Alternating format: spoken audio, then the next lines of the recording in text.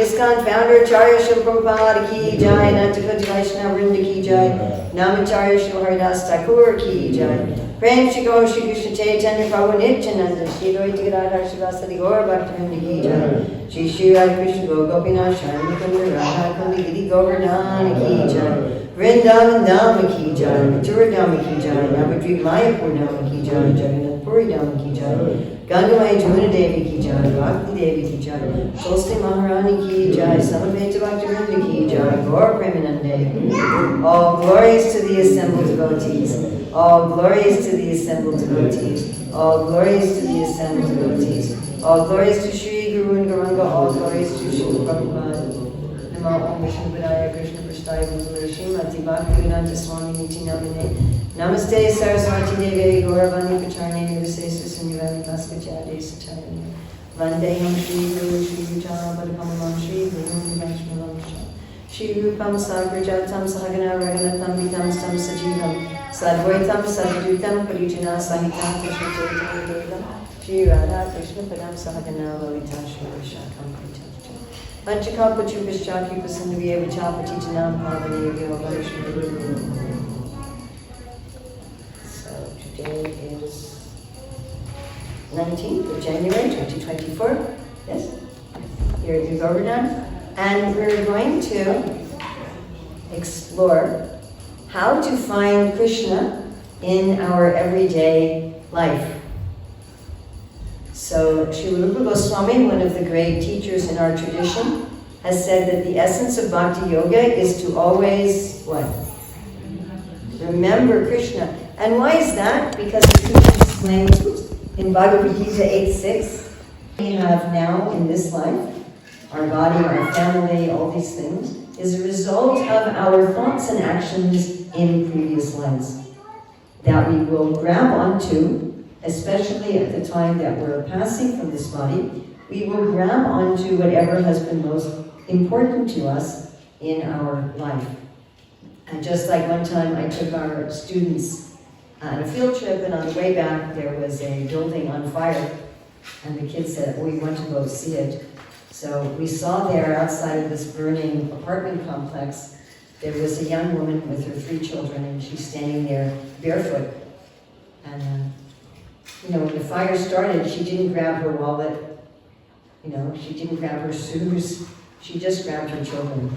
And similarly, at the time that we leave this body, we will mentally, on the subtle platform, try to grab whatever is most important to us. And that determines, that along with our karma, along with our activities, determines where we go. We are definitely the architects of our own fortune or misfortune. So what should we think about? We should be absorbed in the divine. We should be absorbed in Krishna. We should be absorbed in that which is spiritual. Then our next destination is spiritual. So one might think that after Krishna, is this too loud? Should I move the mic away? Closer? No, Yeah? it's good. It's good? Okay. So we might think that right after Krishna says this verse, that whatever you think about, you become, that he might say, so give up everything in the world and just sit down and meditate in some holy place. But that isn't what he says. In the next verse, 8-7, he says, Mam anusmaram yudya cha. Yudya is to fight. Mam is me, talking about Krishna. Anusmaram, smaram is to remember, and anu means to follow. Like, sometimes the mind is churning something? Yes? You ever find your mind churning something? So I don't know what you call it here, but in America we have something called mulled apple cider. Do you call it mold? Do you have that word? To mold something, M-U-L-L. So we cook apple cider with like allspice and cinnamon and cloves, and we put it on a slow, low boil. And the flavor of the spices permeate the apple cider. So we call that mold. And if you mold something, that means you're doing this anusmaram. It's saturating you. So we're supposed to be saturated with thoughts of the divine, with thoughts of Krishna. While we're doing our activities, most of us are not soldiers. Arjuna was a soldier and a prince. So Krishna was telling him, you always be mulling over me, you always be remembering me while you're on the battlefield. But this doesn't seem so easy, does it? Right? Because we tend to be absorbed in whatever is coming in through our senses, whatever we see, hear, smell, touch, taste, whatever we're experiencing, we tend to be meditating on that. So the Bhagavatam, the Bhagavad Purana, and the Bhagavad Gita gives us ways to take what's coming into our senses and mind and understand that divinely. Now, not only do I think it's very significant that right after Krishna says what we think about, we become, that he says, therefore think of me all the time, this anusmaram, while you're doing your duties in the world. But I also find it very significant that in the 6th chapter of the Bhagavad Gita, where Krishna talks about what we think of as meditational yoga, and he ends that chapter with yogi namapi sarvesham madgaten antaratmana shradhavam bhajate yomam sameyuktatamo mataha. The best yogi is one who's always absorbed in thought of Krishna. And then you might think, well, in the next chapter, in the next verses, when he's going to say, well, who am I to be absorbed in? What does he say? He says, I am the taste of water. I am the sound in ether. So I do have a presentation on the verses from the Bhagavad Gita in our book that's over there. We have a whole section from the Bhagavad Gita. I am the light of the sun, I am the taste of water, I am the sound of ether, bodies of water, I am the ocean. But I thought that this morning instead we would take from the section of the book that is from the Srimad Bhagavatam.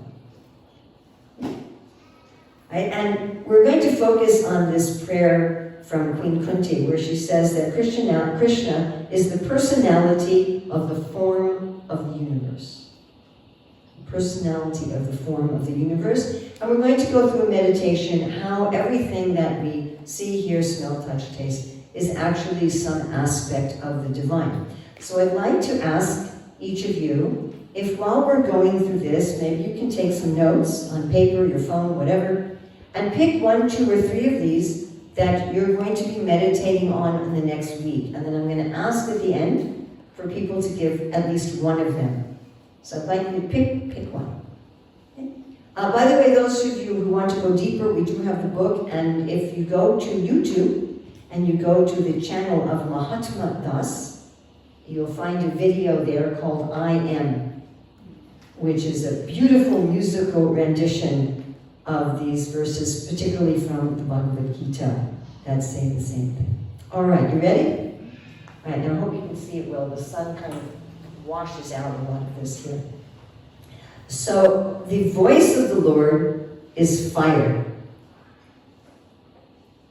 Actually, his Sudarshan weapon is called the Master of Speech. And we can think about voice as fire. Right? Speaking can illuminate, purify, burn ignorance and misconceptions, or it can also harm. Okay? But the speech of the Lord and the speech of the devotees, when they are speaking on behalf of the Lord, they have this beneficial aspect of fire. The Vedic hymns are coming from his skin.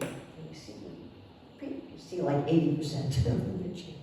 Whenever we are chanting the Hare Krishna mantra, or Om, or any Vedic hymn, we are actually touching the skin of the Lord. The Vedic hymns are also his cerebral passage. In any spiritual community, the scriptures are acting as the brain. And the flow of spiritual knowledge from the brain of the Lord is actually allowing that community to function.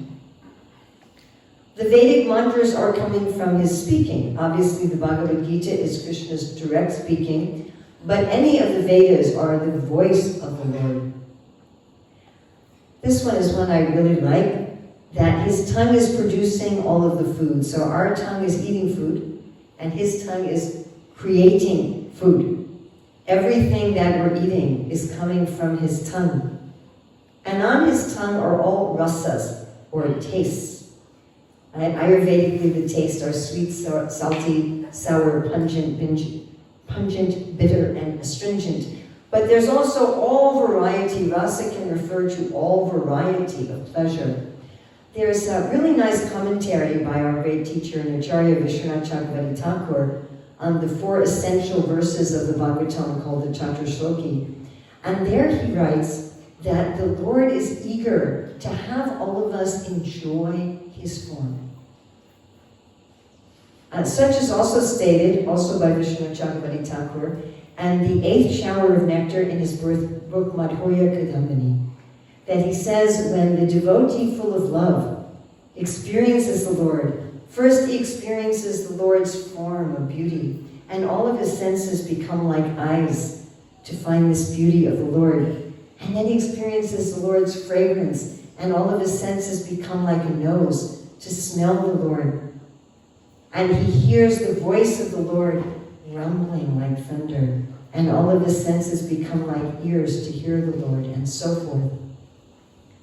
Now, the difference between the devotee in love, enjoying the form of the Lord, and a materialist is a materialist tries to take all these tastes, all these rasas, from the Lord's tongue and steal them. Something like, I'm staying here on the property and I have a nice little room.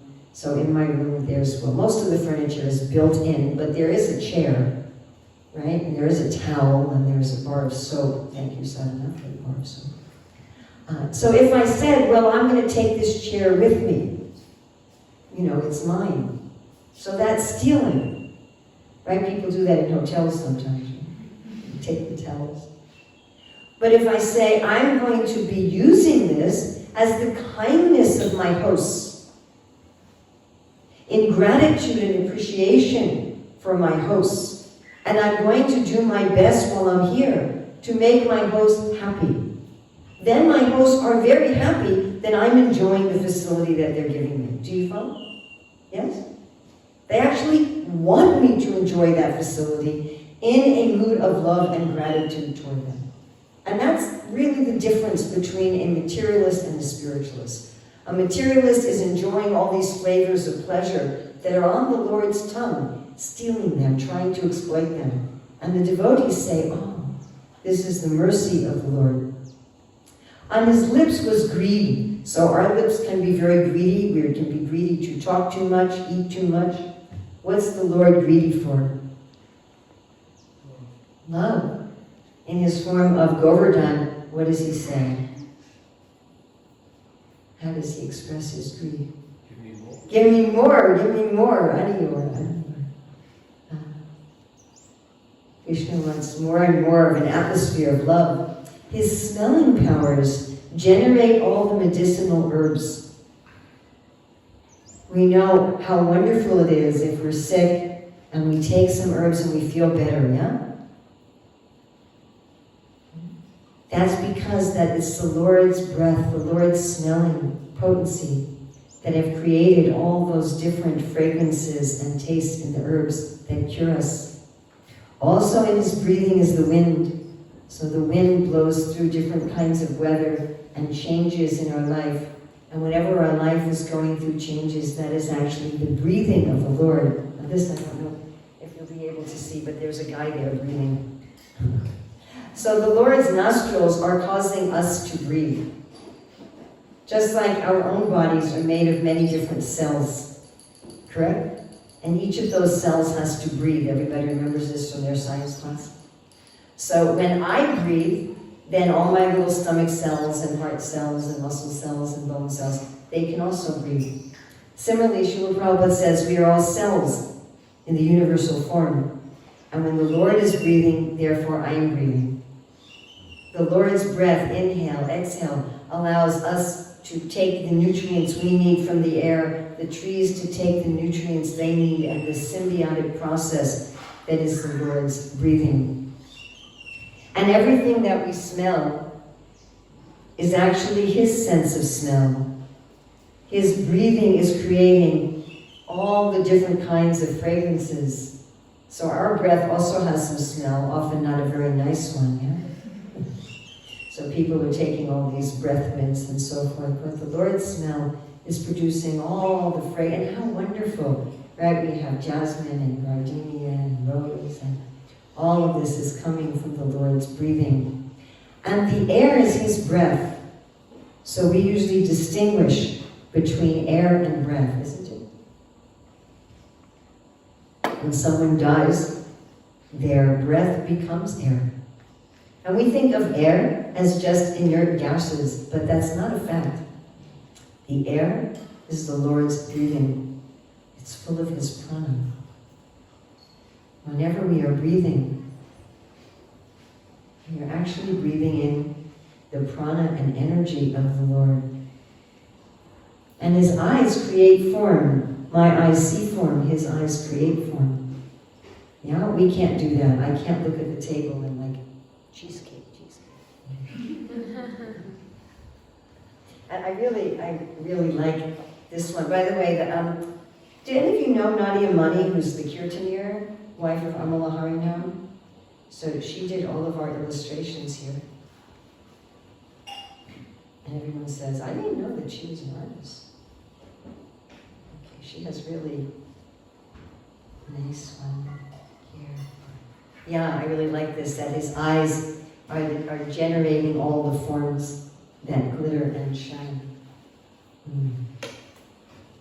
Everything is created by the Lord's glance. And his eyeballs are the sun and the heavenly planets. I was just this morning listening to Srila Prabhupada say how we cannot see without the sun first seeing. Because he's breathing, we are breathing. Because he's seeing with his eye, we are seeing. Now you know how when we want to establish a relationship with someone, we make eye contact, right? So when we see the sun, we see the higher planets. It's so nice here on a clear morning like we had this morning. I was watching, Venus in the sky gradually fade as the sun is rising. As we're seeing those higher planets in the sun, we're actually making eye contact with the Lord. And the sphere of outer space is his eye pits. So, my eye sockets are kind of gross and morbid, but his eye pits are the beautiful, wondrous sky. And again, his eyeball is the power of seeing. Prabhupada would often say, you say, I want to see God, but without the sun, how can you see? 3 times in the Bhagavad Gita, in the 7th, 9th, and 10th chapter, Krishna says that he is the light of the sun. The sun that gives us courage, that gives us certainty, that gives us knowledge. his eyelids are day and night. So when his eyes are open, it is day, and when his eyes are closed, it is night. When we wake up, we can meditate on Krishna is opening his eyes. When we go to sleep, how he's closing his eyes. This is one of my favorite meditations in sunrise and sunset. It's the moving of the Lord. Can you see that a little bit? It's the moving of the Lord's garments through the sky. So the Lord likes to wear garments that are kind of yellowish, orangey, saffron-y color. And then, of course, he has his dark blue form, and when the sun is rising and setting, one can see his garments and his dark blue form in the sky. On his neck are all the sounds. Sometimes we see birds when they're making sounds, their neck is moving, yeah. And his ears are hearing from all sides, and especially the Vedas. Just like we, particularly even in a very noisy environment, we can always pick up when someone's talking about us. His hearing is generating all sounds. In the 7th chapter of the Gita, Krishna says, I am the sound in ether. And one lecture, Srila Prabhupada says, if you don't want to chant Hare Krishna, you can find Krishna in all of the sounds. Actually, it was really nice. I was listening to a lecture a couple days ago in Tokyo, where somebody was saying, I want to see God. And Prabhupada says, if you want to see God, see him as he advises. See him as the light of the sun. See him as the taste of water. See him as all the sounds in ether. But this one is a little challenging sometimes to meditate on. How are all the sounds God?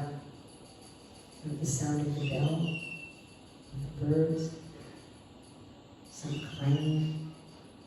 Sometimes, you'll hear like this big truck. Do you call them trucks or lorries? Trucks. You're following we Americans instead of the British. You hear this, and I'm thinking, how is that? But all of that is coming from his ears, which also generate the sky. And his steps are called Havyam Karma Bihi. Everything that we do in life, right, this Havyam Karma Bihi, is called the yajna, or the ceremony of connection of our responsibilities in this world. When we take care of our family, our own body, our job, anything, if we're always seeing that in relationship to Krishna and dedicating it to Krishna, that is the Lord walking through our life. In his touch is lusty desires. I think of this whenever I avoid touching people. So I read a story some time ago, true story, about this convention of priests and Catholic priests, monks and nuns. And as one nun was going through a doorway, there was a monk passing from the other way. Their clothing touched. It wasn't even their skin, it was just their clothing. And they ended up leaving their orders and getting married. It's a true story. So anyway, whenever I'm in some narrow passage, I'm trying to avoid touching someone. I always remember this aspect of the Lord. So the hairs of his body are all vegetation. And all the trees are his hairs.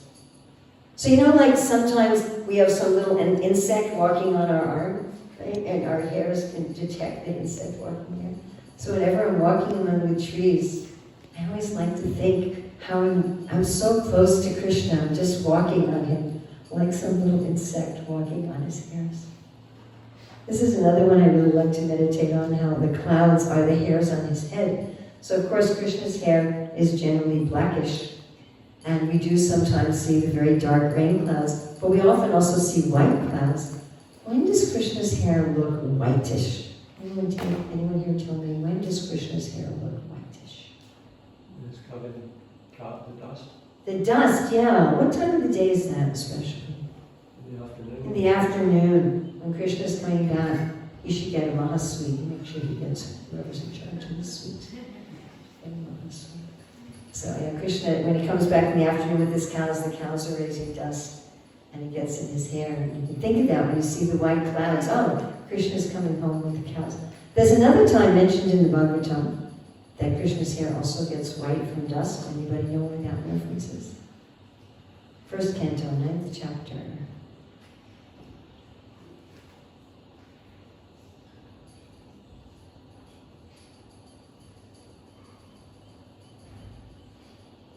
Anybody know? Got a Mahasweet waiting for somebody. That's on the battlefield of Kurukshetra. Bhishma talks about how Krishna is running towards him with the chariot wheel and his hair looks white from the dust of the battlefield. So all of the drugs and the herbs, so even the pharmaceutical drugs, not just all the herbs. So they're produced by the Lord's breath, and there they are as his hairs also. And that's why these different medicines have potency, because they're growing from the body of the Lord and energized by his breath. On his nails is electricity.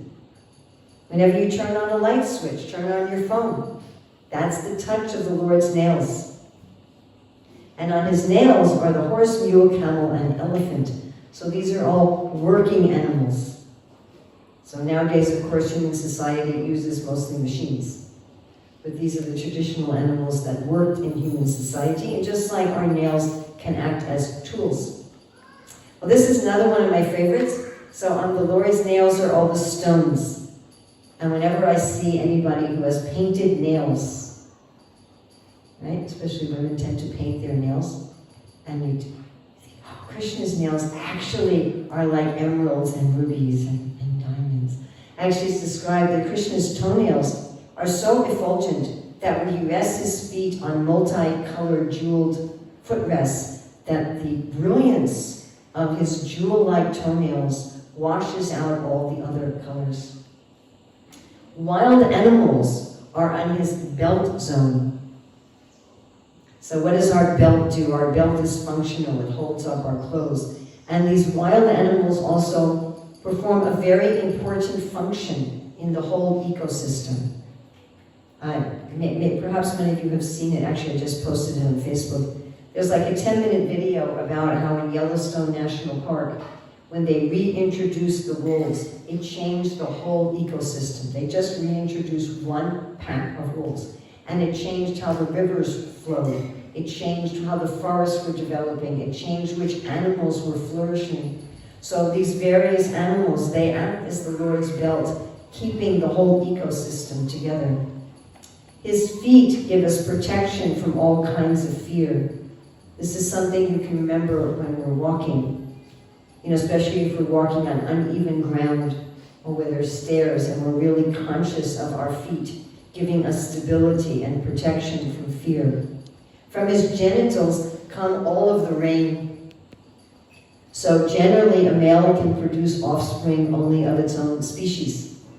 But the Lord says, Aham bija pradalpita. He is the father of everyone. And all of the different species are coming from his semen in the form of rain, which also produces all of the waters. Therefore the waters are full of life. Water is the essence of life for our bodies, our food, everything, right? This is all ultimately coming from water, which we are alive and cleansed and nourished because of Krishna's potency that's full of vitality. How can you remember God when you're on the toilet? So he also has an evacuating organ of the universe that gets rid of envy, misfortune, and death, just like our body releases toxins. Yes? So also in the universe, there's a system for getting rid of that which is toxic. And in his teeth are Yamaraj, punishing the sinful. Whenever there's some heinous criminal that's being punished by the government, one can understand that's Krishna going, but his teeth are the art of affection. When we feel Krishna's affection, and that means he is smiling at us and showing his teeth. On his back is immorality. One time an airline pilot asked Srila Prabhupada, if God is all good, why is there evil in the world? And Prabhupada said, evil is on God's backside. So even the evildoers, those who are malicious, those who are cruel, they're still in the body of God, but they're on his back. They can't see him properly. They can't relate to him properly. From his veins are all the rivers and the rivulets. So what do our veins do? Our veins are distributing nutrition, collecting waste, and the rivers and the rivulets, They are defining the borders of countries. They are making places for human habitation. They're directing the wandering of animal herds, transporting goods from surplus to need. And every time you see a river or rivulet, we have some wonderful ones here on the property, yes? You see them, these are the messengers of the heartbeat of the Lord. On his bones are all the great mountains, so we have some mountains here, small ones. Just like in our body, the bones give structure and support, so the mountains give structure and support in the universe. And his arms are the great leaders who protect others, and the great devas, the celestial beings who are protecting the universe, headed by Indra. And those who work in the field of government to protect others. Anytime anyone is giving protection to others, they are acting as the arms of the Lord. So one of the Lord's 64 qualities is shyness. And this shyness, his modesty, is in his upper lip, something like this. Just like you can look out at the world, and it almost seems like an artist who hasn't signed his painting. You know, the atheists can look at the world and they don't see God, because he can be very shy. But hankering is his chin. Like a child sometimes when they want something, they stick out. I want that. And what does Krishna hanker for? Our love. Love and reciprocation. On his heart is Dharma. When we are following our Dharma, when we are acting authentically, being the best expression of ourself in an honest way of real value, we are right on the heart of the Lord. And on his chest is also pleasing words that are truthful. So it's easy to speak harsh truth, but when we speak truth in a way that's pleasing, we are being embraced to the chest of the Lord. And there is his heart of Dharma, and also there is the goddess of fortune. On the Lord's chest are the stars. So sometimes you see that Krishna wears like glittering necklaces. Glitter, they reflect the sun, look like stars. Sometimes Krishna also puts such necklaces on his devotees. And when we see the various stars in the sky, these are the Lord's necklaces on his chest. The ocean is his waist. So in the Bhagavad Gita, Krishna says, of bodies of water are in the sea. Yeah? So we're not too far from the ocean. I'm assuming all of you get out to the ocean sometimes. So that's Krishna's waist, and you know Krishna's always dancing. And we can see Krishna's dancing in the movement of the waves, and he has 3 lines on his belly. You can see in the ripples of the ocean these 3 lines on his abdomen as he is dancing. The passing ages are his movements. So Krishna says in the Gita, time I am, of subduers I am time, I am inexhaustible time. What is time? Time is the movement of one object in relationship to another. Such movements are actually Krishna's movements. They're the movements of his body as the universe. And we can feel Krishna moving through our life as the passage of time. And this is an easy one, that the cause of material creation is his intelligence. Right? Any religious, spiritual person will understand that the world is made of intelligent design, as they call it. And we can see in everything such an extreme form of intelligence. And in his intelligence are the highest celestial beings like Brahma and the great saintly persons. Whenever we are hearing from saintly persons, we are in touch with the Lord's intelligence. And his mind is the moon, which appears to always be changing. So our mind is very changeable, yeah? And we may think Krishna's mind is like that. We might think, oh, sometimes he likes me, sometimes he doesn't like me. But actually, although the moon appears to be changing, it is constant. And so Krishna's love for us, Krishna's care for us, Krishna's interest in us is also constant. Rudra is his ego, so you may be surprised that God has an ego. And Rudra means anger. So how do we know that we have a false ego? Because we get angry. Yeah? I mean, we might say, well, I'm getting angry because, on principle, but that's not usually the case. Usually when we get angry, it's because we feel somebody is, bumped into our ego. Generally, that's like that. So Krishna also has anger associated with his ego, but it's not like ours. Because, sometimes we can get angry out of love, yeah? Have you ever gotten angry out of love? Like your child picks up something dangerous, and you're like, put that down! Yeah? So Krishna's anger, the Rudra of his anger, is his ego of love. Oh, this is also a nice one that Nadimani did. And this is one of my favorites because it's just so easy. Here's her one for the moon. And here's her one for the birds. So the birds are Krishna's artistry. And I think it's difficult to go even one day without hearing or seeing birds, isn't it? Yeah. So in what ways are birds indicators of Krishna's artistic sense? Anybody? How do birds show Krishna's artistry? Their colors, yeah. What else? They're singing. Even the ones that go, ka, ka, ka, they're kind of like the drums, What else? Their movements. They're flying. They're graceful. Even the ones that can't fly, like the penguins. Or sometimes they move. What do they call that? When the birds move all together in a group like that? But there's some sparrows that do this incredible movement. Or something. I forget what that's called. What it was? Starlings. Starlings, yes. And what do they call that when they all move together? A murmur or something like that. Anyway, they make beautiful designs. And how else are birds showing the Lord's artistry? In their nests, maybe, yeah? When they're dancing to attract their mate. Oh, their courtship dances. Yeah, where sometimes they do partially in the air and partially on the ground. And sometimes their nest built better than an architect would do. Yeah. So it's something that very, very easy to connect with the divine in this way. And humanity is his residence, so Krishna is everywhere, but we call a church, a mosque, a temple, a synagogue, we call it a house of God, right?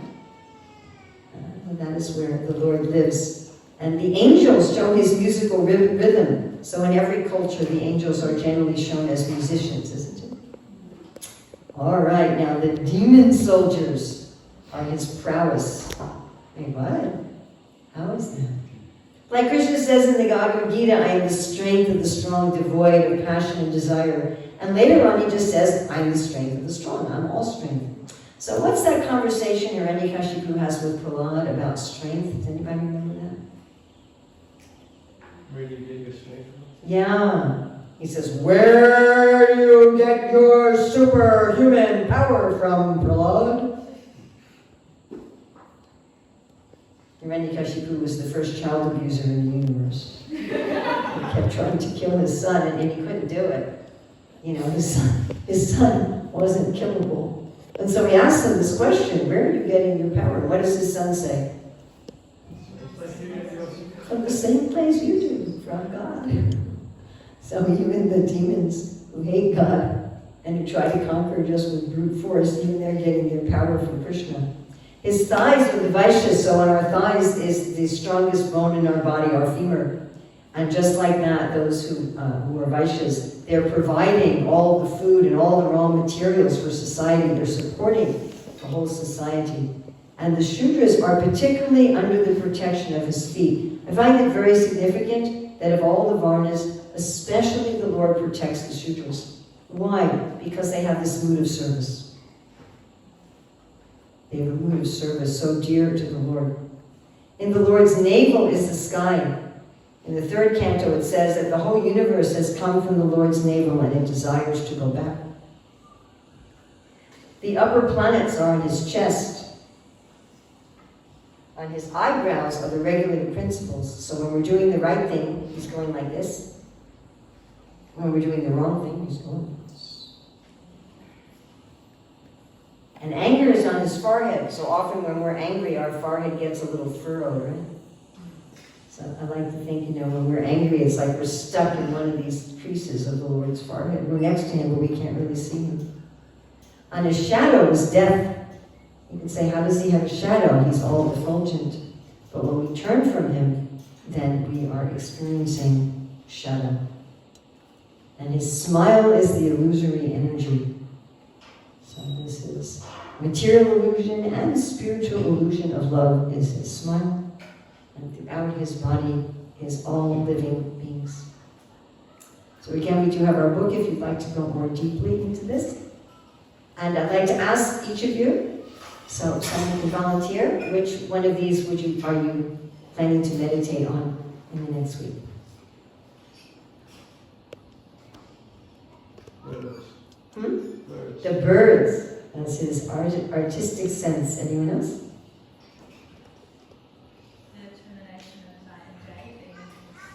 His garments flowing through the sky at the sunrise and sunset. Excellent. Someone else? The wind. The wind is his breath.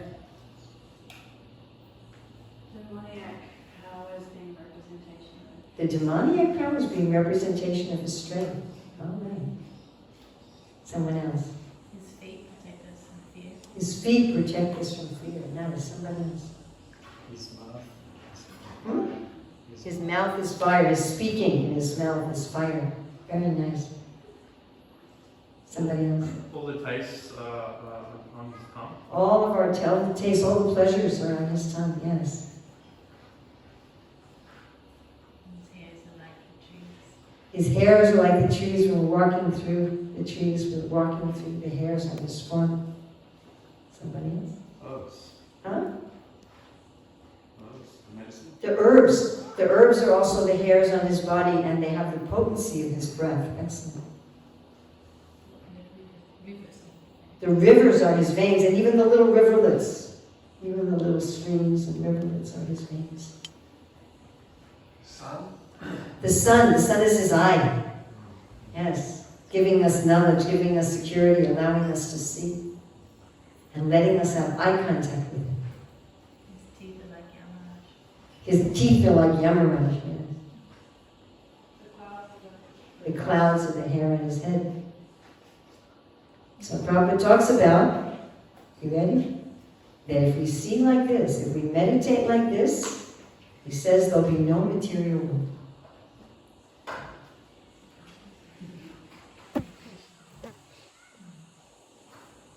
In Krishna book, chapter 20, Prabhupada says that Maya exists only within the mind.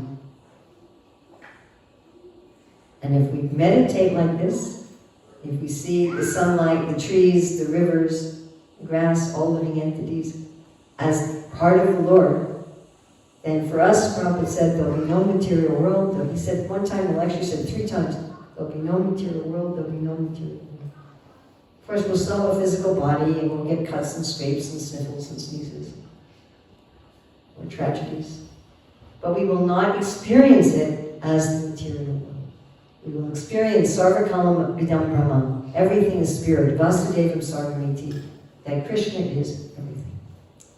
Thank you very much. Srila Prabhupada Ki Jai.